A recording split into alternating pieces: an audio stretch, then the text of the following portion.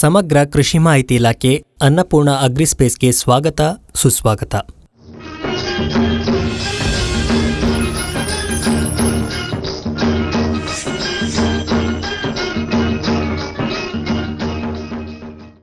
ಈ ವಿಭಾಗದಲ್ಲಿ ನಾವು ಬೆಳೆಗಳನ್ನು ರೋಗಗಳಿಂದ ರಕ್ಷಿಸಲು ನಾವು ಪ್ರಯೋಗಾಲಯದಲ್ಲಿ ಅನೇಕ ರೀತಿಯ ಬ್ಯಾಕ್ಟೀರಿಯಾಗಳನ್ನು ಹೇಗೆ ತಯಾರಿಸುತ್ತೇವೆ ಇದನ್ನು ನಾವು ತಿಳಿಯುತ್ತೇವೆ.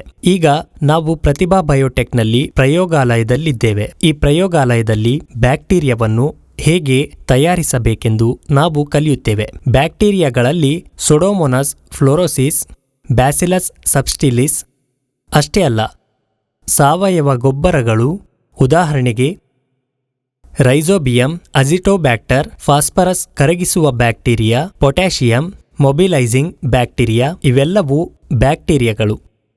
ಇವುಗಳನ್ನು ಹೇಗೆ ತಯಾರಿಸಬೇಕೆಂದು ನಮಗೆ ತಿಳಿಯುತ್ತದೆ. ಇಲ್ಲಿ ನಮ್ಮೊಂದಿಗೆ ಪ್ರತಿಭಾ ಬಯೋಟೆಕ್ನ ಸೂಕ್ಷ್ಮ ಜೀವವಿಜ್ಞಾನಿ ಹರಿಕೃಷ್ಣ ಇದ್ದಾರೆ. ಅವರನ್ನು ಕೇಳಿದರೆ ನಿಮಗೆ ಅರ್ಥವಾಗುತ್ತದೆ. ಹರಿಕೃಷ್ಣ, ಬ್ಯಾಕ್ಟೀರಿಯಾವನ್ನು ಎಲ್ಲಿಂದ ಸಂಗ್ರಹಿಸಬಹುದು ಮತ್ತು ಅವುಗಳನ್ನು ಹೇಗೆ ತಯಾರಿಸಬಹುದು ಎಂಬುದು ನಮಗೆ ತಿಳಿಸಿ. ಇಲ್ಲಿ ನಾವು ಸಾವಯವ ಗೊಬ್ಬರಗಳು, ಜೈವಿಕ ನಿಯಂತ್ರಕಗಳು, ಈ ಬ್ಯಾಕ್ಟೀರಿಯಾಗಳನ್ನು ತಯಾರಿಸುತ್ತೇವೆ. ಎಲ್ಲೆಲ್ಲಿ ಕೃಷಿ ಭೂಮಿ ಇದೆಯೋ ಅದನ್ನು ಕೃಷಿ ಭೂಮಿ ಎನ್ನುತ್ತಾರೆ. ಆ ಜಮೀನುಗಳಿಂದ ನಾವು ಈಗ ಅಗತ್ಯವಿರುವ ಭೂಮಿಯನ್ನು ಆಯ್ಕೆ ಮಾಡುತ್ತೇವೆ ಮತ್ತು 2 ಮೀಟರ್ಗಳ ಒಳಗೆ ಮಣ್ಣನ್ನು ಸಂಗ್ರಹಿಸುತ್ತೇವೆ. ಆ ಮಣ್ಣನ್ನು ಪ್ರಯೋಗಾಲಯಕ್ಕೆ ತರುವ ಮೂಲಕ ನಾವು ಆ ಮಣ್ಣನ್ನು ಸೀರಿಯಲ್ ಡೈಲ್ಯೂಷನ್ ವಿಧಾನದಿಂದ ಸಿದ್ಧಪಡಿಸುತ್ತೇವೆ. ಸರಣಿ ದುರ್ಬಲಗೊಳಿಸುವ ವಿಧಾನದಲ್ಲಿ ಅನೇಕ ರೀತಿಯ ಬ್ಯಾಕ್ಟೀರಿಯಾಗಳನ್ನು ಪ್ರತ್ಯೇಕಿಸಲಾಗುತ್ತದೆ. ರೈತರಿಗೆ ಪ್ರಯೋಜನಕಾರಿ ಎಂದು ಸಾಬೀತುಪಡಿಸುವ ಎಲ್ಲ ಬ್ಯಾಕ್ಟೀರಿಯಾಗಳು ಸೊಡೋಮೊನಾಸ್ ಫ್ಲೋರೋಸಿಸ್ ಅಥವಾ ಬ್ಯಾಚುಲರ್ಸ್ನಂತಹ ಸೂಕ್ಷ್ಮಜೀವಿಗಳು. ಈ ಎಲ್ಲ ರೀತಿಯ ಬ್ಯಾಕ್ಟೀರಿಯಾಗಳು ಎಲ್ಲ ವಿಷಯಗಳಲ್ಲಿ ಪ್ರತ್ಯೇಕವಾಗಿರುತ್ತವೆ. ಮಧ್ಯಮ ಆಹಾರ ಮತ್ತು ಇವುಗಳಲ್ಲಿ ಸಂಬಂಧಿಸಿದ ಇತರ ಸಾಮಗ್ರಿಗಳಿಂದ ಮಧ್ಯಮ ರೂಪದಲ್ಲಿ ಅವುಗಳನ್ನು ತಯಾರಿಸುವ ಮೂಲಕ ನಾವು ಇಲ್ಲಿ ತಯಾರಿಸುತ್ತೇವೆ. ಸುಮಾರು 120 ಡಿಗ್ರಿ ತಾಪಮಾನದಲ್ಲಿ ಸ್ವಯಂ ಪುಡಿ ಮಾಡಲಾಗುತ್ತದೆ. ಅರ್ಥಾತ್ ಕ್ರಿಮಿನಾಶಕ ಅಂದರೆ ನಾವು ತಯಾರಿಸುವ ಮಾಧ್ಯಮ ಯಾವುದೇ ಇತರ ಸೂಕ್ಷ್ಮಾಣುಜೀವಿಗಳನ್ನು ಪರಿಚಯಿಸುವುದನ್ನು ತಪ್ಪಿಸಲು ನಾವು ದ್ರವ ಮಾಧ್ಯಮ, ದ್ರವ ಆಹಾರ ಸಾಮಗ್ರಿಗಳು ಅಥವಾ ದ್ರವ ಪದಾರ್ಥಗಳನ್ನು ಮಾತ್ರ ಕ್ಲೋನ್ ಮಾಡುತ್ತೇವೆ. ಅದರ ನಂತರ ಬ್ಯಾಸಿಲಸ್ ಸಬ್ಟಿಲಿಸ್ನಂತಹ ನಿರ್ದಿಷ್ಟ ಬ್ಯಾಕ್ಟೀರಿಯಾದಂತಹ ಕೆಲವು ವಸ್ತುಗಳು ಬೇಕಾಗುತ್ತವೆ. ಇವುಗಳಲ್ಲಿ ಕೆಲವು ನಿರ್ದಿಷ್ಟ ಮಾಧ್ಯಮ ಮತ್ತು ಸ್ವಯಂ ಮುಚ್ಚುವಿಕೆಯಲ್ಲಿ ಸಿದ್ಧವಾಗಿವೆ. ನಂತರ ಸ್ವಯಂ ಮುಚ್ಚಿದ ನಂತರ ನಾವು ಪ್ರತಿ ಮೀಡಿಯಾ ಪ್ಲೇಟ್ನ ಮೇಲಿರುವ ಕ್ರಿಮಿನಾಶಕ ವಸ್ತುಗಳ ಎಲ್ಲ ದುರ್ಬಲಗೊಳಿಸುವಿಕೆಗಳಿಂದ ದ್ರವವನ್ನು ಸುರಿಸುತ್ತೇವೆ. ನಂತರ 48 ಗಂಟೆಗಳ ನಂತರ ನಾವು ಕಾವು ಮಾಡುತ್ತೇವೆ. ಅವುಗಳಲ್ಲಿರುವ ಬ್ಯಾಕ್ಟೀರಿಯಾಗಳು ವಿಭಿನ್ನವಾಗಿರುತ್ತವೆ ಮತ್ತು ರೋಗವನ್ನು ಉಂಟು ಮಾಡಲು ಪ್ರಾರಂಭಿಸುತ್ತವೆ. ಆದ್ದರಿಂದ ನಾವು ಇದನ್ನು ಅರ್ಥ ಮಾಡಿಕೊಳ್ಳುತ್ತೇವೆ. ಈ ಬ್ಯಾಕ್ಟೀರಿಯಾ ಅಥವಾ ಶೈಲೇಂಧ್ರವನ್ನು ಕೃತಕವಾಗಿ ರಚಿಸಲಾಗಿಲ್ಲ. ಇವು ನಮ್ಮ ಬೆಳೆಗಳನ್ನು ಮತ್ತು ನಮ್ಮ ಬೆಳೆಗಳನ್ನು ರಕ್ಷಿಸುವ ಸೂಕ್ಷ್ಮ ಜೀವಿಗಳಾಗಿವೆ. ಈ ಸೂಕ್ಷ್ಮಾಣುಜೀವಿಗಳನ್ನು ನಾವು ಸಂಗ್ರಹಿಸುತ್ತಿದ್ದೇವೆ. ನಾವು ನೆಲದಿಂದ ಮಣ್ಣನ್ನು ತೆಗೆದುಕೊಂಡು ಅದರಿಂದ ಸಸ್ಯಕ್ಕೆ ಉಪಯುಕ್ತವಾದ ಸೂಕ್ಷ್ಮ ಜೀವಿಗಳನ್ನು ಸಂಗ್ರಹಿಸುತ್ತಿದ್ದೇವೆ. ಅಂದರೆ ಸಸ್ಯಕ್ಕೆ ಉಪಯುಕ್ತವಾಗಿದೆ, ಅಂದರೆ ರೋಗಗಳಿಂದ ರಕ್ಷಿಸುತ್ತದೆ. ಪ್ರತ್ಯೇಕತೆಯ ನಂತರ ಈ ರೀತಿಯ ಬ್ಯಾಕ್ಟೀರಿಯಾ ಒತ್ತಡದಂತೆ ಜೆಲ್ ರೂಪದಲ್ಲಿ ಇವುಗಳನ್ನು ಇಟ್ಟುಕೊಳ್ಳಿ. ಇವುಗಳು ಮೊಟ್ಟೆಯ ಹಂತದಲ್ಲಿ ಬೀಜಕಗಳೆಂದು ಕರೆಯಲ್ಪಡುತ್ತವೆ. ಈ ರೆಫ್ರಿಜರೇಟರ್ನಲ್ಲಿ ತಾಪಮಾನವು -20 ಡಿಗ್ರಿಗಳಷ್ಟಿರುತ್ತದೆ. -20 ಡಿಗ್ರಿ ತಾಪಮಾನದಲ್ಲಿ ಈ ಫ್ರಿಜ್ನಲ್ಲಿ ನಾವು ಅವುಗಳನ್ನು ಸಂರಕ್ಷಿಸುತ್ತೇವೆ. ಇದರಲ್ಲಿ ತಾಪಮಾನವು -20 ಡಿಗ್ರಿ ಇರುತ್ತದೆ. ಇದಕ್ಕಾಗಿಯೇ ನಾವು ಅದನ್ನು ಇಲ್ಲಿ ಇರಿಸಿದ್ದೇವೆ. ಸಂರಕ್ಷಿತ ಬೀಜಗಳಿಂದ ನಾವು ಸಾವಿರಾರು ಲೀಟರ್ ನೀರನ್ನು ಹೇಗೆ ಉತ್ಪಾದಿಸಬಹುದು ಅಥವಾ ತಯಾರಿಸಬಹುದು ಎಂಬುದನ್ನು ನಾವು ಹಂತ ಹಂತವಾಗಿ ನೋಡುತ್ತೇವೆ. ನಾವು ಇದನ್ನು ಸ್ವಯಂ ಪ್ರೇರಿತವಾಗಿ ಸಿದ್ಧಪಡಿಸಿಲ್ಲ. ಈ ಎಲ್ಲ ಬ್ಯಾಕ್ಟೀರಿಯಾಗಳನ್ನು ನಮ್ಮ ಮಣ್ಣಿನಿಂದ ಹೊರತೆಗೆಯಲಾಗಿದೆ. ಅರ್ಥಾತ್ ನಾವು ನಮ್ಮ ಭೂಮಿಯನ್ನು ತೆಗೆದುಕೊಂಡೆವು, ನಾವು ಅದನ್ನು ಸಂಗ್ರಹಿಸಿದ್ದೆವು. ಇದರಿಂದ ಸಾವಿರಾರು ಲೀಟರ್ ಹೇಗೆ ತಯಾರಿಸುವುದು ನಾವು ಅದನ್ನು ವಿವರವಾಗಿ ತಿಳಿಯುತ್ತೇವೆ. ನಾನು ಮೊದಲೇ ಹೇಳಿದ ಹಾಗೆ ನಮ್ಮ ಮಣ್ಣಿನಲ್ಲಿ ಸಸ್ಯವು ಪ್ರಯೋಜನಕಾರಿ ಸೂಕ್ಷ್ಮ ಜೀವಿಗಳನ್ನು ಬೆಳೆಯಬೇಕಾದರೆ ಅದು ಕಾರ್ಬನ್ ಆಧಾರಿತ ಆಹಾರವನ್ನು ಪಡೆಯಬೇಕು. ಅದಕ್ಕಾಗಿಯೇ ನಾವು ಇಲ್ಲಿದ್ದೇವೆ. ಅಂದರೆ ಈ ಪ್ರಯೋಗಾಲಯದಲ್ಲಿ 1 ಮಿಲಿಲೀಟರ್ನಿಂದ ಸಾವಿರಾರು ಲೀಟರ್ಗಳನ್ನು ತಯಾರಿಸಲು ನಾವು ಮೊದಲು ಅವುಗಳ ಆಹಾರವನ್ನು ಸಿದ್ಧಪಡಿಸಬೇಕು. ಪ್ರಯೋಗಾಲಯದಲ್ಲಿ ಆ ಬ್ಯಾಕ್ಟೀರಿಯಾ ಅಥವಾ ಬ್ಯಾಕ್ಟೀರಿಯಾಗಳನ್ನು ಬೆಳೆಸಬೇಕಾದರೆ ಮೊದಲು ಅವುಗಳ ಆಹಾರ ಕ್ರಮವನ್ನು ಸಿದ್ಧಪಡಿಸಬೇಕು. ಅವುಗಳ ಕೈಯಲ್ಲಿ ಏನೇ ಕಾಣಿಸಿದರೂ ಅದನ್ನು ಮಾಧ್ಯಮ ಎನ್ನುತ್ತಾರೆ. ಇದು ಆ ಬ್ಯಾಕ್ಟೀರಿಯಾದ ಆಹಾರ. ನೀವು ಅದನ್ನು ಹೇಗೆ ಸಿದ್ಧಪಡಿಸಬೇಕು ಎಂದು ಹೇಳಿ.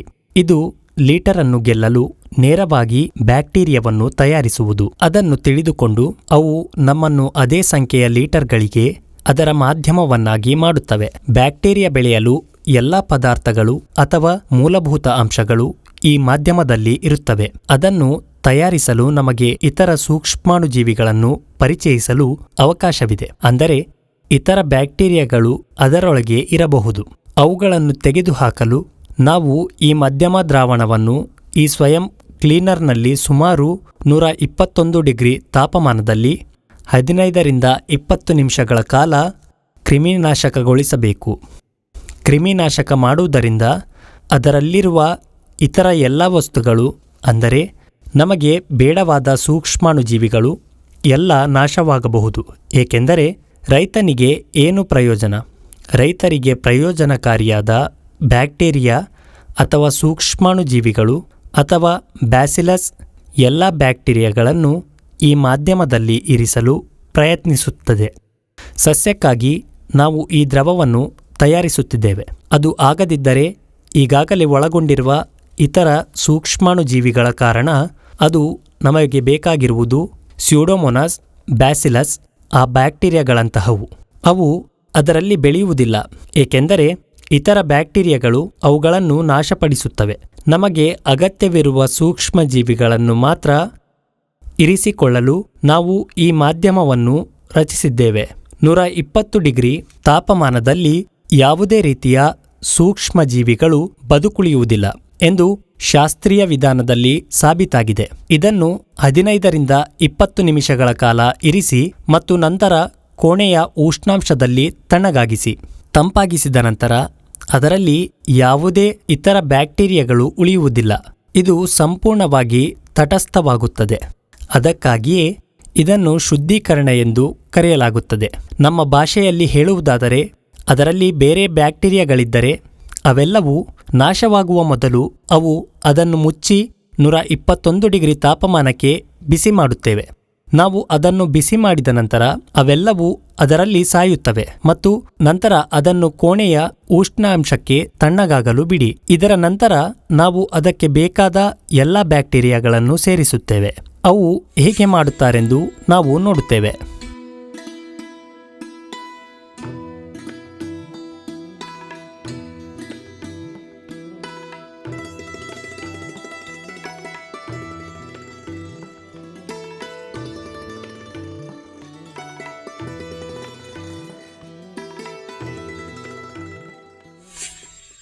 ಇಲ್ಲಿಯವರೆಗೆ ಪ್ರಯೋಜನಕಾರಿ ಸೂಕ್ಷ್ಮಜೀವಿಗಳು ನಮ್ಮ ಸಸ್ಯಗಳಿಗೆ ಹೇಗೆ ಆಹಾರವನ್ನು ನೀಡುತ್ತದೆ ಎಂಬುದನ್ನು ನೋಡೋಣ. ಅದಕ್ಕೆ ಈ ಬ್ಯಾಕ್ಟೀರಿಯಾಗಳು ಹೇಗೆ ಸೇರ್ಪಡೆಯಾಗುತ್ತವೆ ಎಂಬುದನ್ನು ಈಗ ನಾವು ನೋಡಲಿದ್ದೇವೆ. ಹರಿಕೃಷ್ಣ, ಹೇಳಿ ಈಗ, ಇದೇನು ಉಪಕರಣ? ಅದರ ಉಪಯೋಗವೇನು? ನಾವು ತಯಾರಿಸಿದ ದ್ರವವನ್ನು ಅದನ್ನು ಸಾಮಾನ್ಯ ತಾಪಮಾನಕ್ಕೆ ತಂಪಾಗಿಸಿದ ನಂತರ ನಾವು ಅದನ್ನು ಈ ಉಪಕರಣಕ್ಕೆ ಹಿಂತಿರುಗಿಸುತ್ತೇವೆ. ಅಂದರೆ ಲ್ಯಾಂಬ್ರೋ ಏರ್ಫ್ಲೋ ಚೇಂಬರ್ ಎಂದು ಕರೆಯಲಾಗುತ್ತದೆ. ಈ ಗಾಳಿಯು ಹರಿವಿನ ಕೊಠಡಿಯ ಕಾರ್ಯವೆಂದರೆ ಹಾನಿ ಸ್ವಯಂಚಾಲಿತವಾಗಿ ಮಾಡಿದರೆ ನೇರಳಾತೀತ ಕಿರಣಗಳು, ಇದನ್ನು ಲೇಸರ್ ಎಂದು ಕರೆಯಲಾಗುತ್ತದೆ. ಅಂತೆಯೇ ಟಪ್ಪಾ ಫಿಲ್ಟರ್ಗಳನ್ನು ಇನ್ನೊಂದು ಬದಿಯಲ್ಲಿ ಅದರೊಳಗೆ ಅಳವಡಿಸಲಾಗಿದೆ. ಇದಕ್ಕೂ ಮುನ್ನವೇ ಜನಾಂದೋಲನಕ್ಕೆ ಚಿಂತನೆ ನಡೆಸಿದ್ದೆವು ಎಂಬುದು ಇದರ ಪ್ರಯೋಜನ.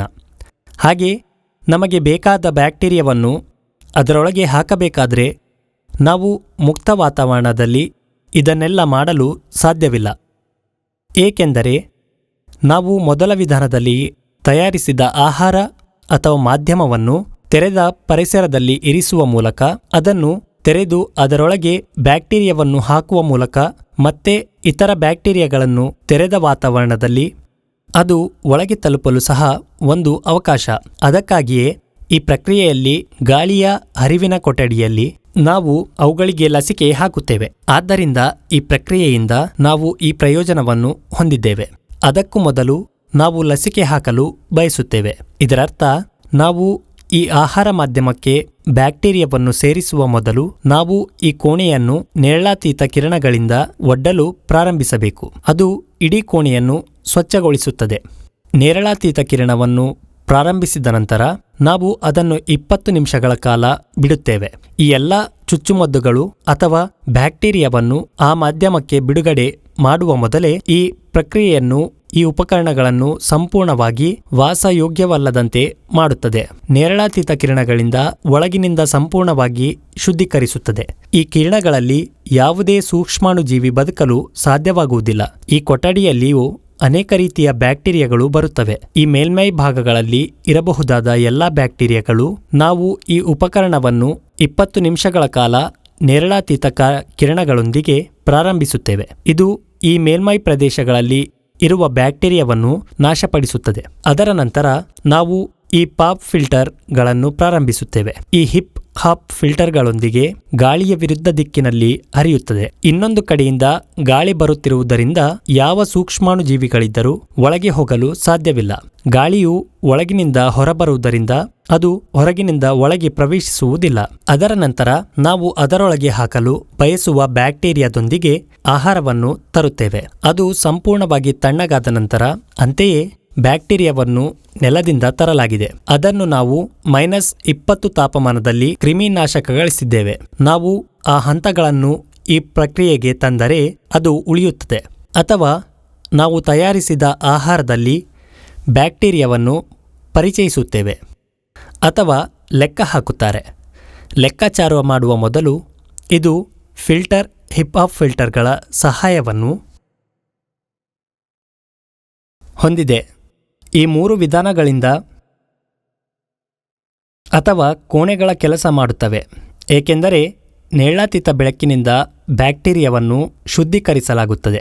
ಫಿಲ್ಟರ್ಗಳ ಮೂಲಕ ಗಾಳಿಯೂ ಸಹ ಹೊರಬರುತ್ತದೆ. ಈ ಕಾರಣದಿಂದಾಗಿ ಹೊರಗಿನ ಸೂಕ್ಷ್ಮಾಣುಜೀವಿಗಳು ಒಳಗೆ ಪ್ರವೇಶಿಸುವುದಿಲ್ಲ ಮತ್ತು ಜ್ವಾಲೆಯು ಉಳಿಯುತ್ತದೆ. ಈ ಪ್ರಕ್ರಿಯೆ ನಡೆಯುತ್ತಿರುವಾಗ ಈ ಬೆಂಕಿಯು ಉರಿಯುತ್ತಿರಬೇಕು, ಏಕೆಂದರೆ ಅದರ ಶಾಖದಿಂದಾಗಿ ಫಿಲ್ಟರ್ನಿಂದ ಹೊರಬರುವ ಗಾಳಿ, ಅದರಿಂದ ಹೊರಬರುವ ಬ್ಯಾಕ್ಟೀರಿಯಾಗಳು ಒಳಗೆ ಪ್ರವೇಶಿಸಲು ಸಾಧ್ಯವಾಗುವುದಿಲ್ಲ. ಮತ್ತು ನಾವು ಇದನ್ನು ಮಾಡುವಾಗ ಈ ಚಿತ್ರವನ್ನು ಪ್ರಾರಂಭಿಸಬೇಕು. ಈ ಕೋಣೆಯಲ್ಲಿ ಶುದ್ಧೀಕರಣವನ್ನು 3 ವಿಧಾನಗಳ ಮೂಲಕ ಮಾಡಬಹುದು. 1 UV ಶ್ರೇಣಿ, 2 O ಫಿಲ್ಟರ್ಗಳು, 3 ಜ್ವಾಲೆಗಳು. ಅದರ ನಂತರ 4ನೇದು ಸ್ಟೆರಾಯ್ಡ್ ಹತ್ತಿ. ಈ ಹತ್ತಿಯನ್ನು ಆಲ್ಕೋಹಾಲ್ನೊಂದಿಗೆ ನೆನೆಸಿ ಮತ್ತು ಮೇಲ್ಮೈಯನ್ನು ಮತ್ತೆ ಸಂಪೂರ್ಣವಾಗಿ ಸ್ವಚ್ಛಗೊಳಿಸಿ.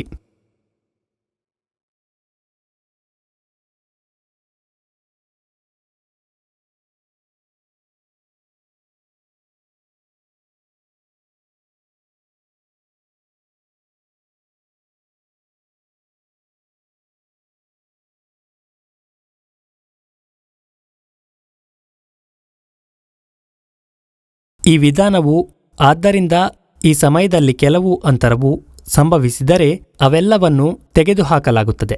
ಇದಕ್ಕಾಗಿ ನಾವು ಆಲ್ಕೋಹಾಲ್ ಸಹಾಯದಿಂದ ಸ್ವಚ್ಛಗೊಳಿಸುತ್ತಿದ್ದೇವೆ. ಈಗ ನಾವು ಕಾವು ವಿಧಾನವನ್ನು ಪ್ರಾರಂಭಿಸುತ್ತೇವೆ. ಅದಕ್ಕೂ ಮೊದಲು ನಮ್ಮ ಕೈಗಳಿಗೆ ಸೂಕ್ಷ್ಮಜೀವಿಗಳು ಅಂಟಿಕೊಂಡಿರುತ್ತವೆ. ಆದ್ದರಿಂದ ನಮ್ಮ ಕೈಗಳಿಗೆ ಕಾವು ಕೊಡುವ ಮೊದಲು, ಯಾವುದೇ ವಸ್ತುವನ್ನು ಮುಟ್ಟುವ ಮೊದಲು ಕೈಗಳನ್ನು ಆಲ್ಕೋಹಾಲ್ನಿಂದ ಸಂಪೂರ್ಣವಾಗಿ ಸ್ವಚ್ಛಗೊಳಿಸಬೇಕು. ಕೈಗಳು ಮಾತ್ರ ಒಳಗೆ ಉಳಿಯಬೇಕು. ನಮ್ಮ ದೇಹ ಅಥವಾ ನಮ್ಮ ಮೂಗು ಯಂತ್ರದ ಒಳಗೆ ಬರಬಾರದು.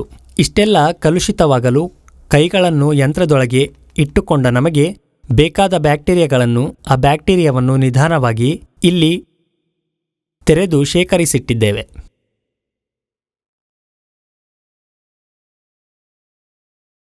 ಈ ವಿಷಯವನ್ನು ಇನ್ಕ್ಯುಬೇಷನ್ ಲೂಪ್ ಎಂದು ಕರೆಯಲಾಗುತ್ತದೆ. ಈ ಇನ್ಕ್ಯುಬೇಷನ್ ಲೂಪ್ನಿಂದ ಈ ಬ್ಯಾಕ್ಟೀರಿಯಾ ಪ್ಲೇಟ್ ತಟ್ಟೆಯನ್ನು ನಮ್ಮ ಕೈಯಿಂದ ನೇರವಾಗಿ ಹಿಡಿದುಕೊಂಡು ನಾವು ಅದನ್ನು ನಮ್ಮ ಬೆರಳಿನಿಂದ ಎತ್ತಿಕೊಳ್ಳುತ್ತೇವೆ. ಹೀಗೆ ಮಾಡುವುದರಿಂದ ಹೊರಗಿನ ಬ್ಯಾಕ್ಟೀರಿಯಾಗಳು ಒಳಗೆ ಬರುವುದಿಲ್ಲ. ಪ್ಲೇಟನ್ನು ಎತ್ತಿದ ನಂತರ ಸ್ಯೂಡೋಮೋನಾಸ್ ಅಥವಾ ಬ್ಯಾಸಿಲಸ್ ಆಗಿರಬಹುದು ಒಳಗಿರುವ ಬ್ಯಾಕ್ಟೀರಿಯಾವನ್ನು ಈ ಪ್ಲೇಟ್ ಒಳಗಿನಿಂದ ಒಂದು ಲೂಪ್ನಲ್ಲಿ ತೆಗೆದುಕೊಳ್ಳಬೇಕು.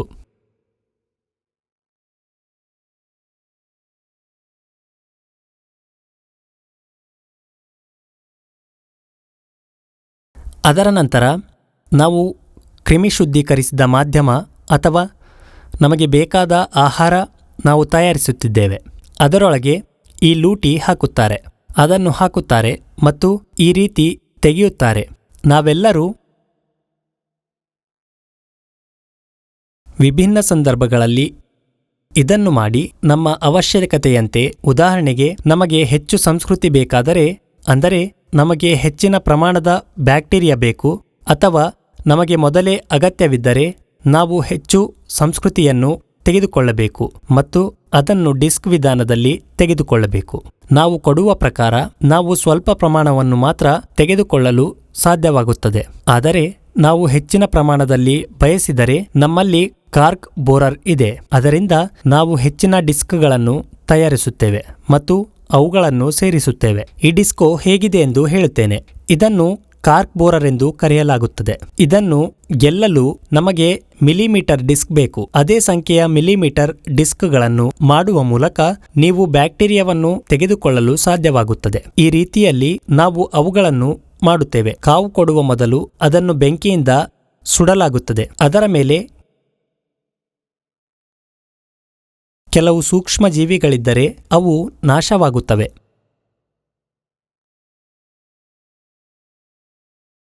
ಅದು ತಣ್ಣಗಾದ ನಂತರ ನಾವು ಡಿಸ್ಕನ್ನು ಹೇಗೆ ತೆಗೆದುಕೊಳ್ಳುತ್ತೇವೆ.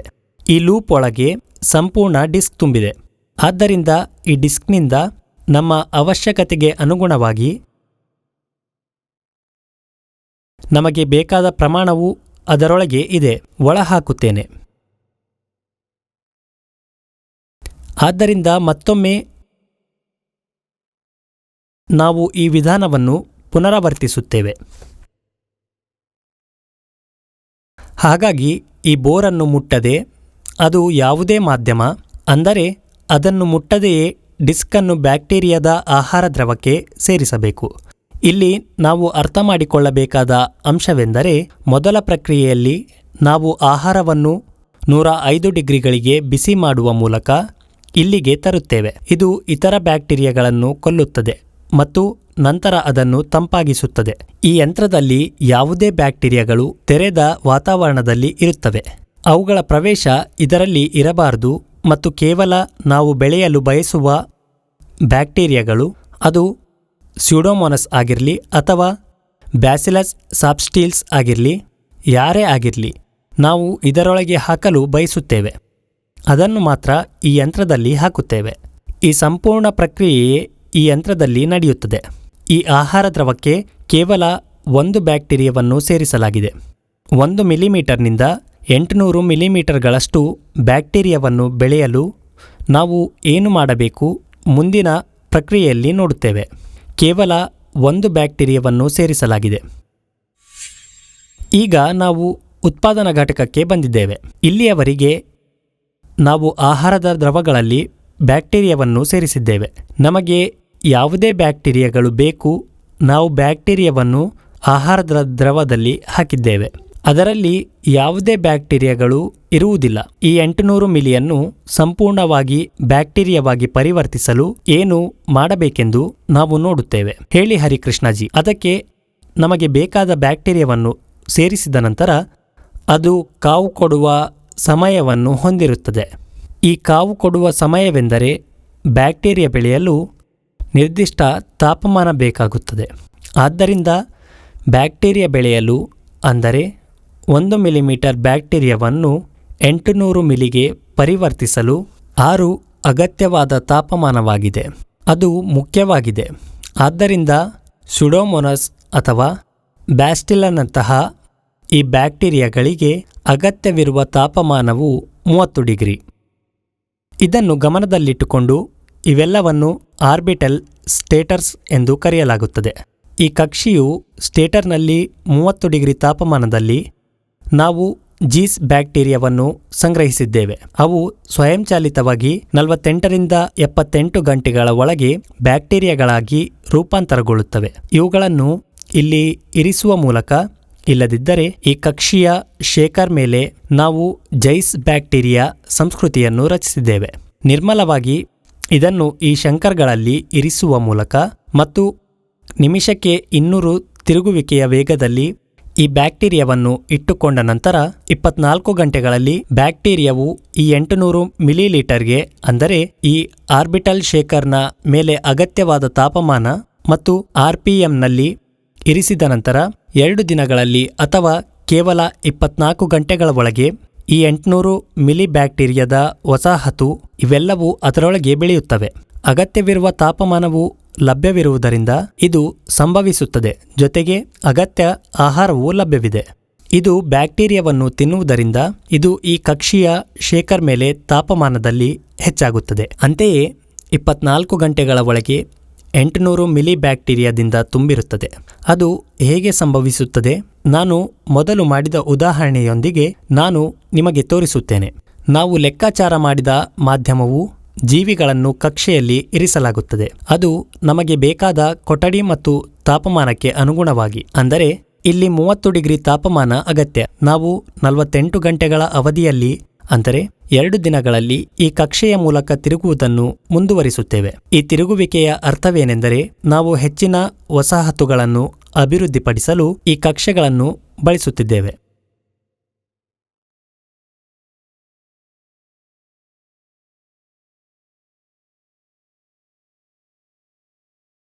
ಇಲ್ಲಿ ಅಗತ್ಯವಿರುವ ತಾಪಮಾನದೊಂದಿಗೆ ಅಗತ್ಯ ಆಹಾರವನ್ನು ನೀಡುವ ಮೂಲಕ ನಾವು ಈಗಾಗಲೇ ನೀಡಿದ್ದರಿಂದ ಆಹಾರ ಪದಾರ್ಥಗಳಲ್ಲಿರುವ ಅಂಶವನ್ನು ತೆಗೆದುಕೊಳ್ಳುವ ಅಥವಾ ತಿನ್ನುವ ಮೂಲಕ ಇದು ಮೂಲ ಅಂಶವಾಗಿದೆ. ಈ 48ರಲ್ಲಿ ಗಂಟೆಯ ಅವಧಿಯಲ್ಲಿ ಸಂಪೂರ್ಣ 800 ಮಿಲಿ ತಯಾರಿಸಲಾಗುತ್ತದೆ. ಈ ಬಾಟಲಿಯಲ್ಲಿ ವಸಾಹತುಗಳು ಹೇಗೆ ರೂಪುಗೊಳ್ಳುತ್ತವೆ ಎಂಬುದನ್ನು ನಾವು ಸೂಕ್ಷ್ಮ ಸ್ಥಿತಿಯಲ್ಲಿ ನೋಡಬಹುದು. ನಾವು ಈ ವಸಾಹತುಗಳನ್ನು ನೋಡಬಹುದು. ಅಲ್ಲದೆ ದೈಹಿಕವಾಗಿ ಈ ವಸಾಹತುಗಳನ್ನು ಪರೀಕ್ಷಿಸಲು ಸಮಯವಿದೆ. ಆ 48 ಗಂಟೆಗಳ ನಂತರ ಕೊಬ್ಬಿನ ಮರವು ಸಿದ್ಧವಾಗಲಿದೆ. ಇವೆಲ್ಲವೂ ಸ್ಯೂಡೋಮೋನಾಸ್. ಇಲ್ಲಿ ನೋಡಿ, ಕಾರಿನಂತಹ ಮತ್ತು ಬಿಳಿ ಕಾಲೋನಿಗಳ ಸಿದ್ಧವಾಗಿವೆ. ಹೀಗೆ ಸಿದ್ಧವಾಗಲು 48 ಗಂಟೆಗಳ ಕಾಲ ಕಕ್ಷೆಯ ಆಕಾರದಲ್ಲಿ ತಿರುಗಿದ ನಂತರ ಮಿಶ್ರಣವು ಸಿದ್ಧವಾಗುತ್ತದೆ. 48 ಗಂಟೆಗಳ ನಂತರ ಇದು ಸಂಭವಿಸುತ್ತದೆ. ಅರ್ಥಾತ್ ಇವುಗಳನ್ನು ಸಣ್ಣ ಪ್ರಮಾಣದಲ್ಲಿ, ಅಂದರೆ ಸಣ್ಣ ಪ್ರಮಾಣದಲ್ಲಿ ತಯಾರಿಸಲು ನಾವು ಈ ಕಕ್ಷೆಗಳನ್ನು ಬಳಸುತ್ತೇವೆ. ಅರ್ಥಾತ್ ನಾವು ಇಲ್ಲಿ 80 ಲೀಟರ್ ವರೆಗೆ, ಅಂದರೆ ಈ ಆರ್ಬಿಟಲ್ ಶೇಖರ್ಗಳಲ್ಲಿ 80 ಲೀಟರ್ಗಳವರೆಗೆ ತಯಾರಿಸಬಹುದು. ಅದನ್ನು ಮಾರುಕಟ್ಟೆ ಮಾಡಲು ನಾವು ಟಾಲ್ಕಮ್ ಪೌಡರ್ ಅನ್ನು ಸೇರಿಸುತ್ತೇವೆ.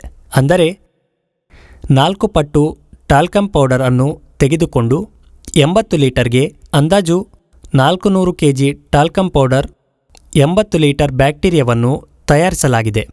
ಅಥವಾ ಈ ದ್ರವವನ್ನು ಬ್ರೋಟ್ ಎಂದು ಕರೆಯಲಾಗುತ್ತದೆ. ನಾವು ಅದನ್ನು ತೆಗೆದುಕೊಂಡು ಅದನ್ನು ಟಾಲ್ಕಮ್ ಪೌಡರ್ನೊಂದಿಗೆ ಬೆರೆಸಿ ನಂತರ ಪ್ಯಾಕ್ ಮಾಡುತ್ತೇವೆ. ಇದರ ಹೊರತಾಗಿ ನಾವು ವ್ಯಾಪಕವಾಗಿ ತಯಾರಿ ನಡೆಸಬೇಕು. ನಮಗೆ ಈ ಪ್ರಮಾಣದ ಅಗತ್ಯವಿದ್ದರೂ ಸಹ ಒಂದು ಬಾರಿಗೆ 20ರಿಂದ 30 ಟನ್ ಇಷ್ಟು ಚಿಕ್ಕದಾದ ಕಕ್ಷೆ ಶೇಖರ್ ಮಾಡಲು ಸಾಧ್ಯವಿಲ್ಲ. ಮೊದಲೇ ಹೇಳಿದಂತೆ 800 ml ಬಾಟಲ್ಗಳಲ್ಲಿ ತಯಾರಿಸುವುದು ಸಾಧ್ಯವಿಲ್ಲ. ದೊಡ್ಡ ಪ್ರಮಾಣದಲ್ಲಿ ತಯಾರಿಸಬೇಕಾದರೆ 10ರಿಂದ 20 ಟನ್ ಹುದುಗುವ ಯಂತ್ರವನ್ನು ಬಳಸುತ್ತೇವೆ. ಹಾಗಾಗಿ ಅದಕ್ಕೂ ಮೊದಲು 800 ಮಿಲಿ ಬಾಟಲಿಗಳಲ್ಲಿ ಬ್ಯಾಕ್ಟೀರಿಯಾವನ್ನು ಹೇಗೆ ತಯಾರಿಸಬೇಕೆಂದು ನಾವು ನೋಡಿದ್ದೇವೆ. ಯಾವುದನ್ನು ಬೇರ್ಪಡಿಸಲಾಗಿದೆ, ಅಂದರೆ ಅದನ್ನು ಬಿಸಿ ಮಾಡಲಾಗುತ್ತದೆ. ಅದಕ್ಕೆ ಬ್ಯಾಕ್ಟೀರಿಯಾಗಳನ್ನು ಸೇರಿಸಿಕೊಂಡಿವೆ. ಮೂರನೇದಾಗಿ ಅದನ್ನು ಕಕ್ಷೀಯ ಶೇಖರ್ಗಳಲ್ಲಿ ಇರಿಸುವ ಮೂಲಕ ಅಲಗಾಡಿಸಲಾಗುತ್ತದೆ. ಆದರೆ ಇವೆಲ್ಲವನ್ನು ಒಟ್ಟುಗೂಡಿಸಿ ಒಂದು ಸ್ಥಳದಲ್ಲಿ ಸಾವಿರಾರು ಲೀಟರ್ಗಳವರೆಗೆ ತಯಾರಿಸಬಹುದು. ಅದನ್ನು ಫರ್ಮೆಂಟರ್ ಎಂದು ಕರೆಯಲಾಗುತ್ತದೆ. ಇದು 5,000 ಲೀಟರ್ ಹುದುಗುವ ಸಾಧನವಾಗಿದೆ. ಅಂದರೆ ನಾವು 800 ಮಿಲಿ ತಯಾರಿಸಬಹುದು. ನಾವು 5,000 ಲೀಟರ್ಗಳನ್ನು ಸಹ ತಯಾರಿಸಬಹುದು. ಆದ್ದರಿಂದ ದೊಡ್ಡ ಪ್ರಮಾಣದಲ್ಲಿ ಅಗತ್ಯವಿದ್ದರೆ ನಾವು ಪ್ರತ್ಯೇಕವಾಗಿ ಮಾಡುವ ಎಲ್ಲಾ ಸಂಸ್ಕರಣೆಯೊಂದಿಗೆ ಈ 50 ಲೀಟರ್ ಹುದುಗುವಿಕೆಯಲ್ಲಿ ಎಲ್ಲವನ್ನೂ ಇಲ್ಲಿ ಮಾಡಬಹುದು. ಹರಿಕೃಷ್ಣಜಿ, ಇದರ ಬಗ್ಗೆ ಹೇಳಿ. ನಮ್ಮಲ್ಲಿ ಶೇಕರ್ಸ್ ಸಾಮೂಹಿಕ ಪ್ರಮಾಣದ ಉತ್ಪಾದನೆ ನಡೆಯುತ್ತದೆ. ನಾವು ಈ ಸಣ್ಣ ಪ್ರಮಾಣದ ಉತ್ಪಾದನೆಯನ್ನು ಬಯಸಿದರೆ ಅಥವಾ ನಾವು ಅದನ್ನು ಕಡಿಮೆ ಪ್ರಮಾಣದಲ್ಲಿ ಬಯಸಿದರೆ ಈ ರೀತಿಯಾಗಿ ನಾವು ಶೇಕರ್ಗಳ ಮೇಲೆ ಈ ಬ್ಯಾಕ್ಟೀರಿಯಾವನ್ನು ತಯಾರಿಸುತ್ತೇವೆ. ಇಲ್ಲಿ ನಾವು ಹೆಚ್ಚು ಪ್ರಮಾಣವನ್ನು ಬಳಸುತ್ತೇವೆ, ಹೆಚ್ಚು ಬಯಸುತ್ತೇವೆ. ಹುದುಗುವಿಕೆಯ ಪ್ರಕ್ರಿಯೆಗಳಲ್ಲಿ ನಾವು ಈ ಬ್ಯಾಕ್ಟೀರಿಯಾವನ್ನು ಹೆಚ್ಚಿಸುತ್ತೇವೆ. ಮಾಡಬಹುದು. ನಾವು ಈ ಬ್ಯಾಕ್ಟೀರಿಯಾದ ವಸಾಹತುಗಳನ್ನು 1000 ಲೀಟರ್ಗಳಲ್ಲಿ ಬೆಳೆಸಬಹುದು. ಇಲ್ಲಿ ನಾವು ಬಳಸುವ ಉಪಕರಣದ ಹೆಸರು ಹುದುಗುವಿಕೆ. ನೀವು ಹಿಂದಿಯಲ್ಲಿ ವಿವರಿಸಲು ಬಯಸಿದರೆ ಫರ್ಮೆಂಟೇಟರ್ ಅನ್ನು ಬಳಸೋಣ. ಹುದುಗುವಿಕೆ ಸಂಪೂರ್ಣವಾಗಿ ತುಂಬಿರುತ್ತದೆ. ಹಲವಾರು ದಿನಗಳವರೆಗೆ ಬ್ಯಾಕ್ಟೀರಿಯಾವು ಗುಣಿಸುತ್ತದೆ. ನಮ್ಮ ಮನೆಯಲ್ಲಿ ಡಸ್ಟ್ಬಿನ್ ಇರುವಂತೆಯೇ ನಾವು ಅದನ್ನು ಹೆಚ್ಚು ಇಟ್ಟುಕೊಳ್ಳುತ್ತೇವೆ. ಅದರ ವಾಸನೆಯು ಹೆಚ್ಚಾಗುತ್ತಲೇ ಇರುತ್ತದೆ. ಇದರರ್ಥ ಬ್ಯಾಕ್ಟೀರಿಯಾದ ವಸಾಹತು ಅದರಲ್ಲೂ ಗುಣಿಸುತ್ತಲೇ ಇರುತ್ತದೆ.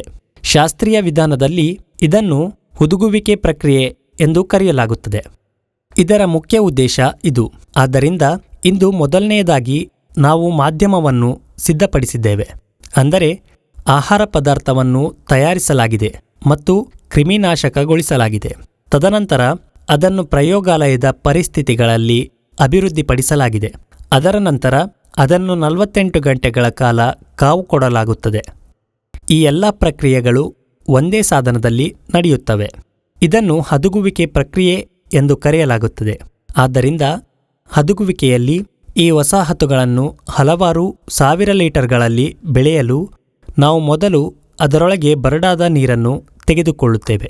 ಅಂದರೆ ಬಟ್ಟಿ ಇಳಿಸಿದ್ದ ನೀರು 8,000 ಟ್ಯಾಂಕ್ ಇದ್ದರೆ ಅದರಲ್ಲಿ 1000 ಲೀಟರ್ ಹುದುಗುವ ಯಂತ್ರದಲ್ಲಿ 5,000 ಲೀಟರ್ ಶುದ್ಧೀಕರಿಸಿದ ನೀರನ್ನು ಬಳಸಲಾಗುತ್ತದೆ.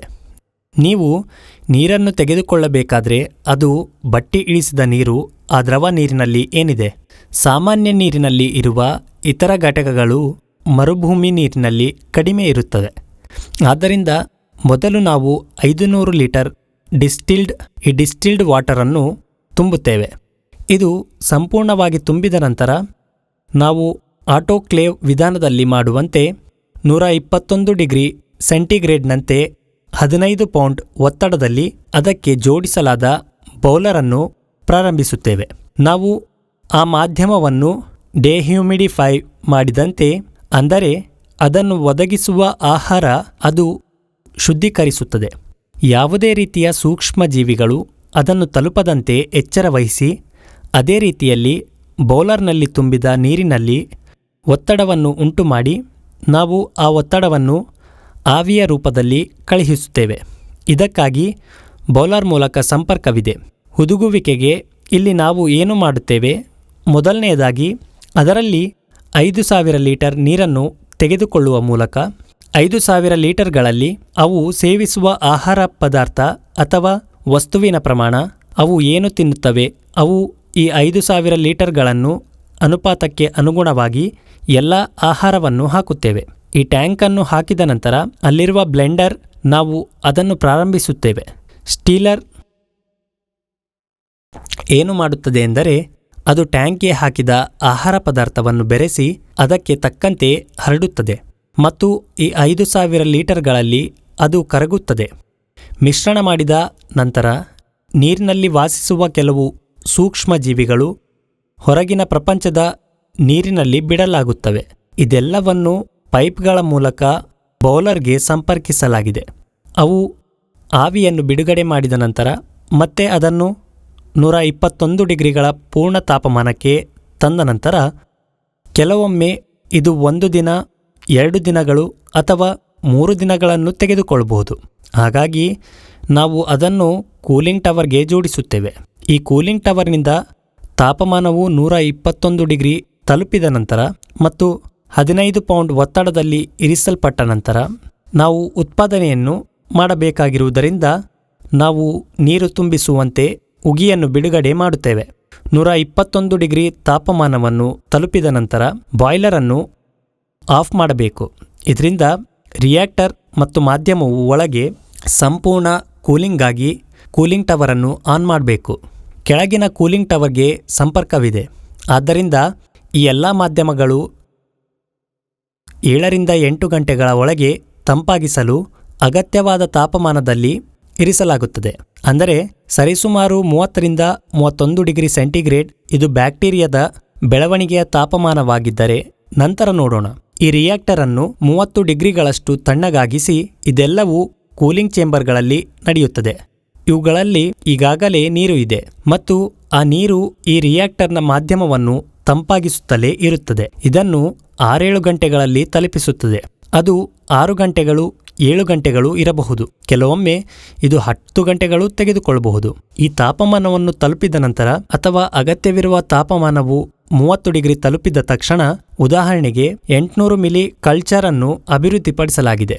ನಾವು ಆ ಕಲ್ಚರ್ ಅನ್ನು ತೆಗೆದುಕೊಂಡು ಅದರೊಳಗೆ ಕಾವು ಕೊಡಬೇಕು. ಚೇಂಬರ್ನಲ್ಲಿ ನಾವು ನಿರ್ಮಲರಾಗಿದ್ದಂತೆ ಅಂತೆಯೇ ವಿಮಾನ ಸ್ಥಿತಿಯಲ್ಲಿ ಅದೇ ರೀತಿ ಮಾಡಿ. ಅದನ್ನು ಸಂಪೂರ್ಣವಾಗಿ ತೆರೆಯುವುದಿಲ್ಲ. ಇಲ್ಲಿ ಗೋಡೆಗಳಿವೆ. ನಾವು ಈ ಕವಾಟುಗಳನ್ನು ತೆರೆಯುತ್ತೇವೆ. ಒಳಗಿನ ಮಾಧ್ಯಮವು ಸ್ಪಿನ್ನರ್ನೊಂದಿಗೆ ತಿರುಗುತ್ತಲೇ ಇರುತ್ತದೆ. ನಂತರ ತೆರೆದ ನಂತರ ನಾವು ಕ್ಲೈಮ್ ಅನ್ನು ಪ್ರಾರಂಭಿಸುತ್ತೇವೆ. ಉದಾಹರಣೆಗೆ ಮೇಣದ ಬತ್ತಿಯನ್ನು ಇರಿಸಿಕೊಳ್ಳಲು ಈ ಮೇಲ್ಮೈಯನ್ನು ಆಲ್ಕೋಹಾಲ್ನಿಂದ ಸ್ವಚ್ಛಗೊಳಿಸಲಾಗುತ್ತದೆ. ಸ್ವಚ್ಛಗೊಳಿಸಿದ ನಂತರ ನಾವು ಈ 800 ಮಿಲಿ ಮೀಡಿಯಾವನ್ನು ಅದರೊಳಗೆ ಹಾಕುತ್ತೇವೆ. ಅದನ್ನು ಒಳಗೆ ಹಾಕಿದ ನಂತರ ಈ ಗೋಡೆಯು ತಕ್ಷಣವೇ ಮುಚ್ಚಲ್ಪಡುತ್ತದೆ.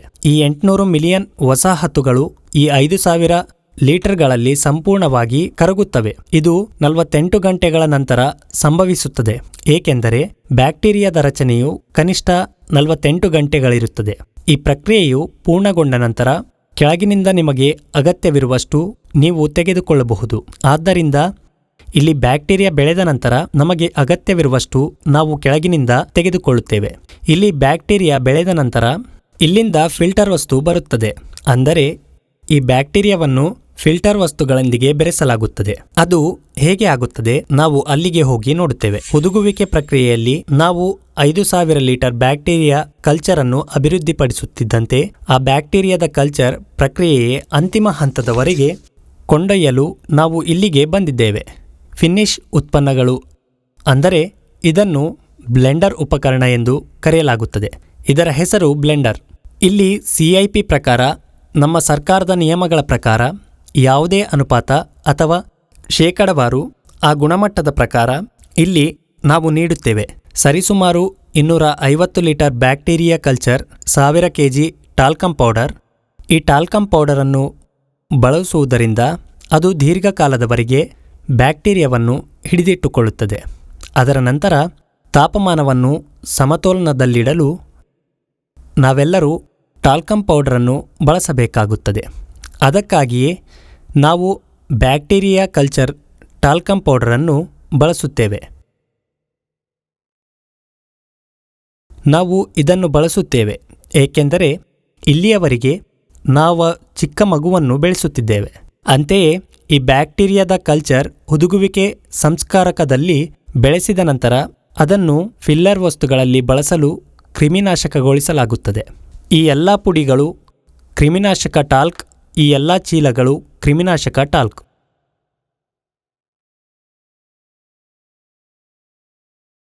ಇವೆಲ್ಲವೂ ಆಟೋಕ್ಲೇವಿಂಗ್ ನಂತರ ಬ್ಯಾಚ್ ವೈಸ್ನಲ್ಲಿ ಡಂಪ್ ಮಾಡಲಾಗುತ್ತದೆ.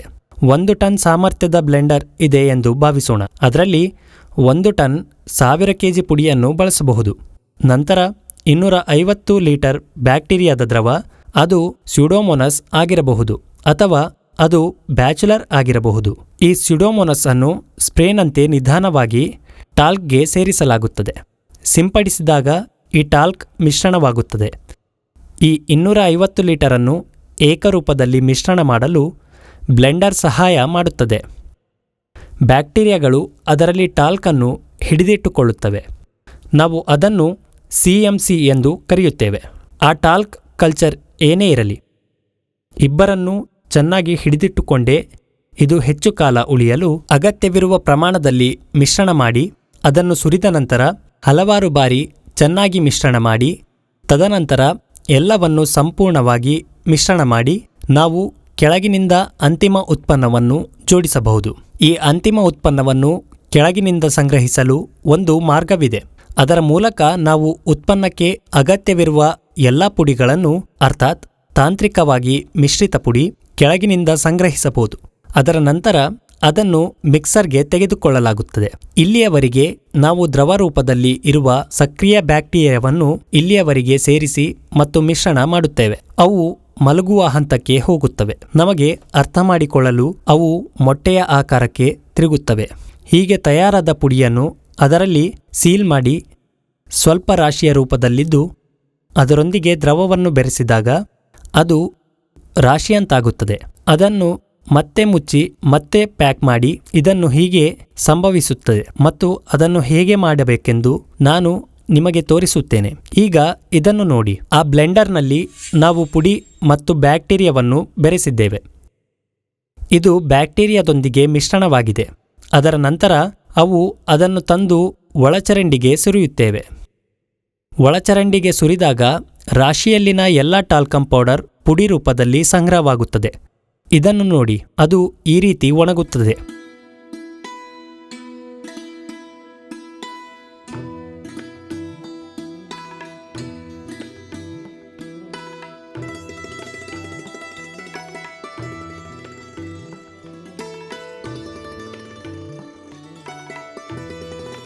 ಅಂತಿಮವಾಗಿ ನಾವು ಒಳಚರಂಡಿಯಲ್ಲಿ ತಯಾರಿಸಿದ ಈ ಉತ್ಪನ್ನವನ್ನು ಅಂತಹ ಪ್ಯಾಕೆಟ್ಗಳಲ್ಲಿ ತುಂಬಿಸಿ ಅದನ್ನು ಸೀಲ್ ಮಾಡಿ ಮತ್ತು ಮಾರುಕಟ್ಟೆಯಲ್ಲಿ ಲಭ್ಯವಾಗುವಂತೆ ಮಾಡುತ್ತೇವೆ. ನಿಮಗೆ ಅರ್ಥವಾಗುವಂತೆ ಎಲ್ಲಾ ವಿಡಿಯೋಗಳಲ್ಲಿ ಶಿಲೇಂಧ್ರ ಬ್ಯಾಕ್ಟೀರಿಯಾ ಎಂದು ಹೇಳುತ್ತಾರೆ. ಹಾಗಾದ್ರೆ ಇದೇನು? ಇಂತಹ ಅನುಮಾನಗಳು ಜನರಲ್ಲಿ ಮೂಡಬಹುದು. ಅವರು ಹೇಗೆ ತಯಾರಿಸುತ್ತಾರೆ ಎಂಬುದನ್ನು ನಿಮಗೆ ವಿವರಿಸಲು ನೀವು ಅರ್ಥ ಮಾಡಿಕೊಂಡರೆ ಅದರ ಪ್ರಾಮುಖ್ಯತೆ ನಿಮಗೆ ತಿಳಿಯುತ್ತದೆ. ಈ ಉದ್ದೇಶಕ್ಕಾಗಿ ನಾವು ಈ ವಿಡಿಯೋವನ್ನು ರಚಿಸಿದ್ದೇವೆ, ನಿಮ್ಮ ಮುಂದೆ ತಂದಿದ್ದಾರೆ. ಪ್ರಯೋಗಾಲಯದಲ್ಲಿ ಬ್ಯಾಕ್ಟೀರಿಯಾವನ್ನು ತಯಾರಿಸುವ ವಿಧಾನಗಳು ಇವು. ನಮ್ಮ ಭೂಮಿಯಲ್ಲಿ 30 ವರ್ಷಗಳಿಂದ ಈ ಬ್ಯಾಕ್ಟೀರಿಯಾ ನಾಶ ಮಾಡಿ ಮತ್ತೆ ಪ್ರಯೋಗಾಲಯದಲ್ಲಿ ಸಿದ್ಧಪಡಿಸಿ ನಮ್ಮ ಜಮೀನಿಗೆ ನೀಡುತ್ತಿದ್ದೇವೆ. ಹಾಗಾದರೆ ಹೀಗೆ ಬ್ಯಾಕ್ಟೀರಿಯಾ ಕ್ರಿಯೇಟ್ ಮಾಡೋದು ಅಂದರೆ ನಮ್ಮ ಗಿಡಗಳನ್ನು ಕೀಟಗಳಿಂದ ರಕ್ಷಿಸುವ ಹಲವು ಬ್ಯಾಕ್ಟೀರಿಯಾ ಶಿಲೇಂಧ್ರ ಪ್ರಯೋಗಶಾಲೆಯಲ್ಲಿ ಇದನ್ನೆಲ್ಲ ಸೂಕ್ಷ್ಮವಾಗಿ ನಿಮಗೆ ವಿವರಿಸಿ ಹೇಳೋಕೆ ಈ ವಿಡಿಯೋವನ್ನು ಮಾಡಲಾಗಿದೆ. ಫರ್ಮೆಂಟರ್ಗಳು ದೊಡ್ಡ ಪ್ರಮಾಣದಲ್ಲಿದ್ದು ಆ ರೀತಿಯಲ್ಲಿ ಸಾವಿರಾರು ಲೀಟರ್ಗಳನ್ನು ಉತ್ಪಾದಿಸುತ್ತವೆ. ಇದನ್ನು ಟಾಲ್ಕ್ನಲ್ಲಿ ಬೆರೆಸಲಾಗುತ್ತದೆ. ಅಂದರೆ 1000 ಲೀಟರ್ಗಳನ್ನು 250 ಲೀಟರ್ಗಳೊಂದಿಗೆ ಬೆರೆಸಲಾಗುತ್ತದೆ. ಮಿಶ್ರಣ ಮಾಡಿದ ನಂತರ ಪ್ಯಾಕ್ ಮಾಡಿ ಮತ್ತು ನಿಮಗೆ ಲಭ್ಯವಾಗುತ್ತದೆ. ಆದ್ದರಿಂದ ನಮ್ಮ ಮಣ್ಣಿನಲ್ಲಿ ಸ್ವಯಂ ಪ್ರೇರಿತವಾಗಿ ರೂಪುಗೊಳ್ಳುವ ಬ್ಯಾಕ್ಟೀರಿಯಾಗಳು ನಮ್ಮ ಮಣ್ಣಿನಲ್ಲಿ ಮತ್ತೆ ಪರಿಚಯಿಸಲ್ಪಡುತ್ತದೆ. ಧನ್ಯವಾದ. ಪ್ರತಿಯೊಬ್ಬ ರೈತರು ಸಹ ಅವರ ಬೆಳೆಯಲ್ಲಿ ಕಳೆದ 30 ವರ್ಷಗಳಿಂದ ನಮ್ಮ ಇಚ್ಛೆಯಂತೆ ನಾವು ಬೆಳೆಸುತ್ತಿರುವ ಎಲ್ಲ ಉತ್ತಮ ಪ್ರಯೋಜನಕಾರಿ ಬ್ಯಾಕ್ಟೀರಿಯಾಗಳಿಗೆ ಪದೇ ಪದೇ ಹಾನಿಯನ್ನುಂಟು ಮಾಡುತ್ತಾರೆ.